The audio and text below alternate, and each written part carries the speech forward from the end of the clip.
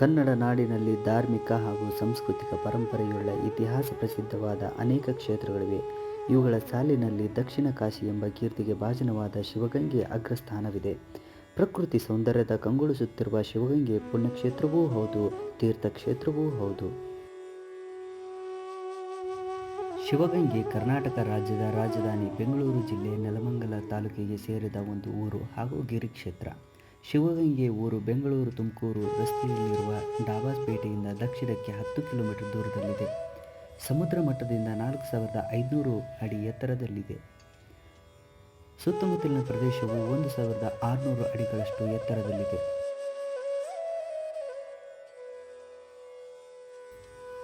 ಈ ದೇಗುಲವನ್ನು ನೋಡಿದಾಗ ಹೊಯ್ಸಳ ಶಿಲ್ಪಿಗಳು ಇದನ್ನು ನಿರ್ಮಿಸಿದ್ದಾರೆ ಎಂಬ ಅನುಮಾನ ಬಾರದೇ ಇರದು.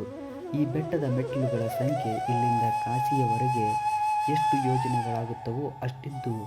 ಬೆಟ್ಟ ಹತ್ತಿ ಇಳಿದರೆ ಕಾಶಿಗೆ ಹೋಗಿ ಬಂದಷ್ಟು ಪುಣ್ಯಶಾಲಿಗಳಾಗುತ್ತಾರೆಂಬ ನಂಬಿಕೆ ಇಂದಿಗೂ ಜನಮನದಲ್ಲಿದೆ.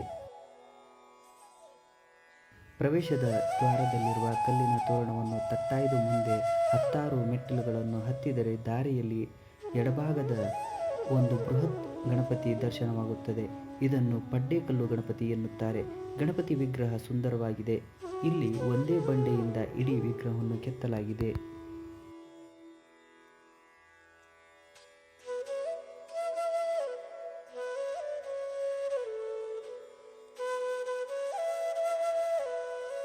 ಇಲ್ಲಿಂದ ಬೆಟ್ಟದ ದಾರಿ ಕೌಲೊಡೆಯುತ್ತದೆ. ಬಲಭಾಗಕ್ಕೆ ತೆರಳುವ ದಾರಿ ಗಂಗಾಧರೇಶ್ವರ, ಹೊನ್ನಾದೇವಿ ದೇವಸ್ಥಾನಗಳಿಗೆ ಹೋಗುತ್ತದೆ. ಎಡಗಡೆಯ ದಾರಿ ಬೆಟ್ಟದ ತುದಿಯತ್ತ ಸಾಗುತ್ತದೆ. ಬಲಗಡೆಯ ದಾರಿಯಲ್ಲಿ ಸುಮಾರು 300 ಅಡಿಯಷ್ಟು ದಾರಿಯಲ್ಲಿ ಪಾತಾಳಗಂಗೆ ಎಂಬ ತೀರ್ಥವಿದೆ. ಇದನ್ನು ಅಂತರಗಂಗೆ ಎಂದು ಕರೆಯುತ್ತಾರೆ. ಸುಮಂಗಲಿಯರು ಇಲ್ಲಿಗೆ ಬಂದು ಗಂಗೆ ಪೂಜೆ ಮಾಡುವ ಪದ್ಧತಿ ಇದೆ. ಈ ತೀರ್ಥವು ಹೊನ್ನಾದೇವಿಯಿಂದ ಸೃಷ್ಟಿಯಾಯಿತೆಂಬ ಹೇಳಿಕೆ ಇದೆ.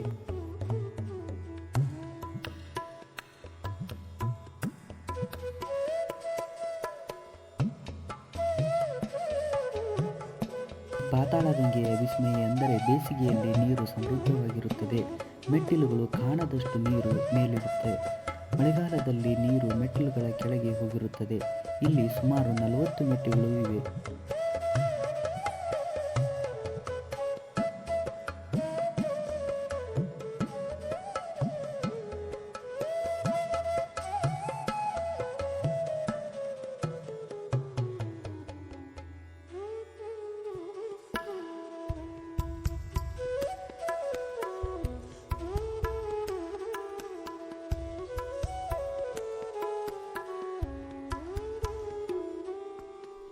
ಸುಂದರವಾದ ವೀರಭದ್ರಸ್ವಾಮಿ ವಿಗ್ರಹವಿದೆ. ಭೂತಚೇಷ್ಟೆಗೆ ಒಳಗಾದವರು ಪಾತಾಳಗಂಗೆಯಲ್ಲಿ ಮಿಂದು ವೀರಭದ್ರನ ಪಾದಕ್ಕೆ ಗಂಗಾಭಿಷೇಕ ಮಾಡಿದರೆ ಭೂತಚೇಷ್ಟೆಯಿಂದ ಮುಕ್ತರಾಗುತ್ತಾರೆ ಎಂಬ ಇಲ್ಲಿನ ಜನರ ನಂಬಿಕೆ ಇದೆ.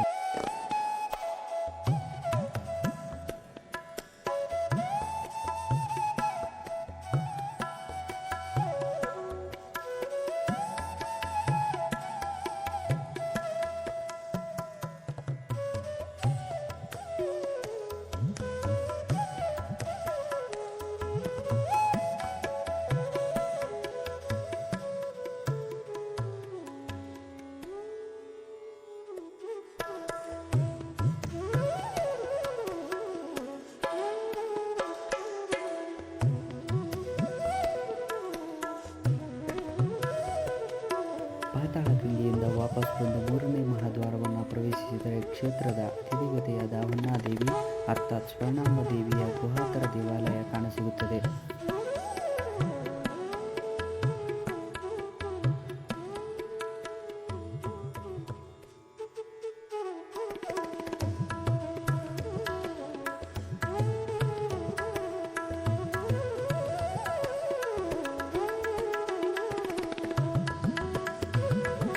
ದೇವಿಯ ಒಕ್ಕಲಿನ ಮನೆಗಳಲ್ಲಿ ಆ ಮನೆಯಲ್ಲಿ ಜನಿಸುವ ಹಿರಿಯ ಹೆಣ್ಣು ಮಕ್ಕಳಿಗೆ ಈ ತಾಯಿಯ ಹೆಸರಿಟ್ಟು ಕರೆಯುವುದು ರೂಢಿ ಹಾಗೂ ಪದ್ಧತಿಯಾಗಿದೆ.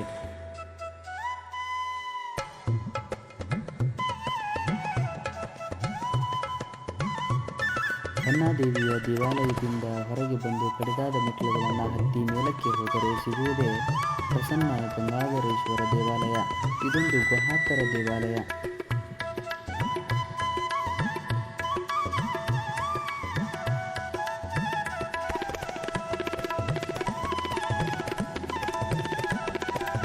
ಈ ದೇವಸ್ಥಾನ ದೊಡ್ಡ ಪ್ರಕಾರವನ್ನು ಹೊಂದಿದ್ದು ಗುಡಿಯ ಮುಂದೆ ಸುಂದರವಾದ ನಂದಿ ವಿಗ್ರಹವಿದೆ.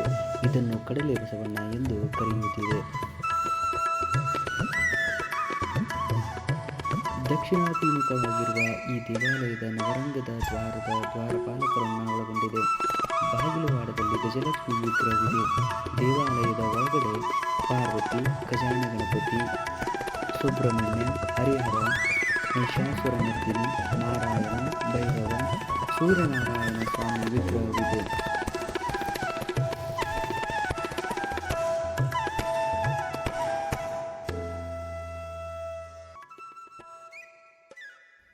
ಶ್ರೀ ಗಂಗಾಧರೇಶ್ವರ ಶಿವಲಿಂಗದ ನೆತ್ತಿಯ ಮೇಲೆ ತುಪ್ಪ ಸುರಿದು ಅಭಿಷೇಕ ಮಾಡಿದರೆ ಅದು ಬೆಳ್ಳಗೆ ನೊರೆ ನೊರೆಯಾಗಿ ಬೆಣ್ಣೆಯಂತಾಗುತ್ತದೆ. ಇಂದಿಗೂ ಈ ಸೋಜಿಗವನ್ನು ಕಾಣಬಹುದು. ಪ್ರತಿ ವರ್ಷ ಸಂಕ್ರಾಂತಿ ಹಬ್ಬದಂದು ಶ್ರೀ ಗಂಗಾಧರೇಶ್ವರ ಸ್ವಾಮಿಯ ಜಾತ್ರೆ ಮತ್ತು ರಥೋತ್ಸವ ನಡೆಯುತ್ತದೆ. ಇದು 8 ದಿನಗಳ ಕಾಲ ನಡೆಯುವ ರಥೋತ್ಸವವಾಗಿದೆ.